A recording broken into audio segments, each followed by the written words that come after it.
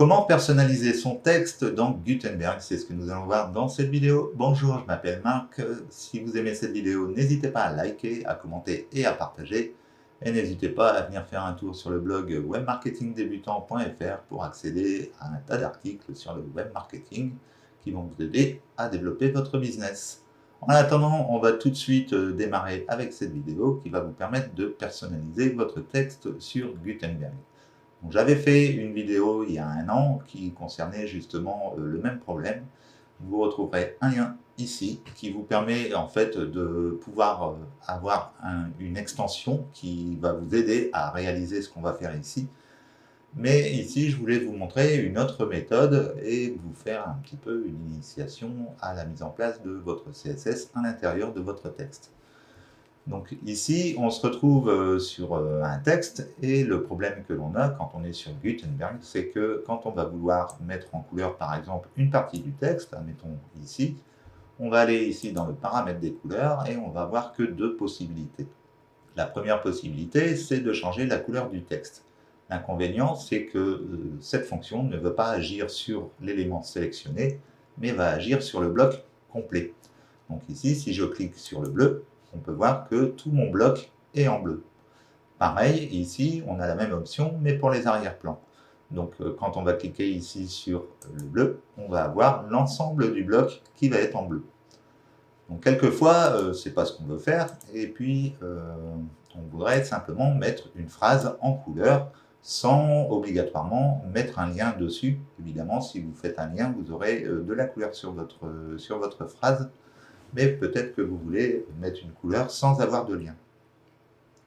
Donc pour ça, il va simplement falloir aller ici sur le côté, on va cliquer sur les trois petits points qui sont sur le côté, et de l'éditeur visuel, on va passer à l'éditeur de code. Ici, on va retrouver notre article qui est déjà formaté, donc on peut voir qu'on a les différents blocs qui sont ici. Et à l'intérieur, on a des paragraphes, comme ici, on peut le voir avec les balises P qui sont ici. Donc en fait, c'est un paragraphe qui est dans un bloc. Pour pouvoir personnaliser, admettons, une phrase à l'intérieur du bloc, ce qu'on peut faire, c'est se mettre avant la phrase. Ici, on va faire un signe inférieur. On va marquer span. Et on va marquer ensuite classe égale, je ne sais pas, on va marquer bleu, admettons, enfin blue. Et ici, je vais fermer le signe par un... Et ici, je vais fermer par un signe supérieur. On va regarder toute la phrase qu'on veut mettre en couleur. Et de l'autre côté, on va terminer en faisant un signe inférieur, un slash, et on va marquer span à nouveau. Donc ça, c'est des balises qui vont permettre de pouvoir personnaliser l'élément qui est entre ces deux balises. Donc c'est un petit drapeau où il est marqué, alors ici, c'est une phrase qui s'appelle bleu. Une fois que vous avez fait cette transformation, donc ça, vous pouvez l'afficher à plusieurs endroits. Hein. Si je fais un CTRL-C, que admettons, je recopie ici, je fais un CTRL-V, comme ça on verra bien que ça se répète. Voilà, ici, donc j'ai une phrase dans le premier paragraphe, une phrase dans le deuxième paragraphe. On peut mettre à jour ici la page. On peut revenir sur l'éditeur visuel, ça sera plus pratique.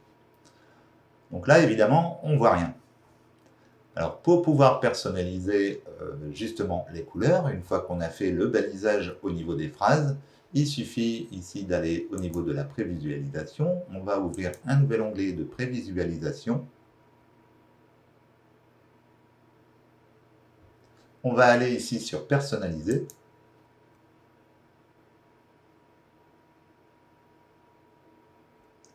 On va descendre tout en bas. On va aller sur le CSS. Et maintenant, on va appeler notre fonction. Donc, notre fonction s'appelait blue. Donc, on va d'abord mettre un point, étant donné que c'est une classe. Ici. Et on va marquer le nom de la classe, donc blue. Et ensuite, on ouvre des parenthèses, on les ferme, et entre ces parenthèses, on va indiquer ce qu'on veut faire sur la sélection. Donc on pourrait faire plein de choses, hein. On pourrait lui donner une couleur, donc ici, couleur de point bleu, point virgule, et on peut voir que les deux phrases maintenant sont en bleu. On pourrait également lui donner un arrière-plan. Imaginons ici on est background color de point bleu. Là, on peut voir qu'on a simplement la phrase qui a été mise entre les deux balises qui est colorée. Tout le reste du bloc n'est pas coloré.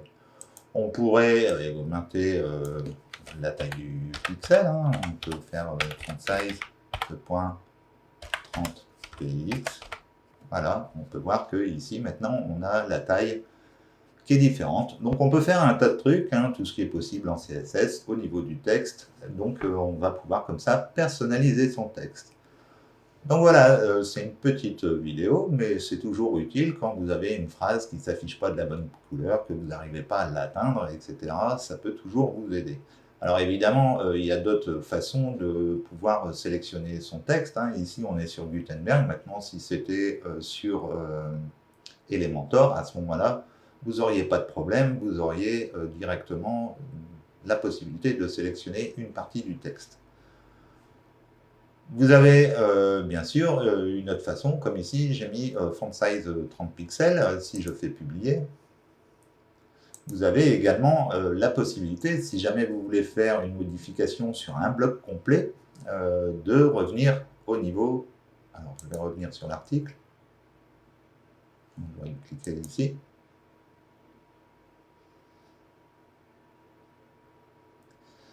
Voilà. Vous avez également la possibilité de personnaliser votre bloc. Quand vous allez sélectionner un bloc, ici, comme ça, vous allez pouvoir cliquer ici sur l'onglet Avancer.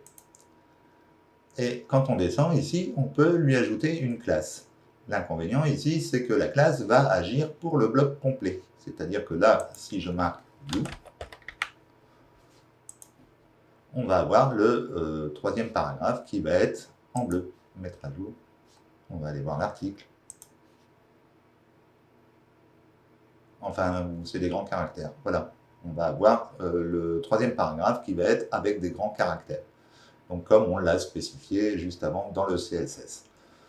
Donc voilà, c'était la façon de personnaliser votre texte sur WordPress. J'espère que cette vidéo vous aura plu. Si vous avez aimé, n'hésitez pas à liker, à commenter et à partager. Et n'hésitez pas à venir faire un tour sur webmarketingdebutant.fr pour lire plein d'articles sur le web marketing et vous aider à développer votre business. En attendant, je vous dis à bientôt pour une prochaine vidéo. Ciao, ciao! Check the mic and make sure it sound right, boys.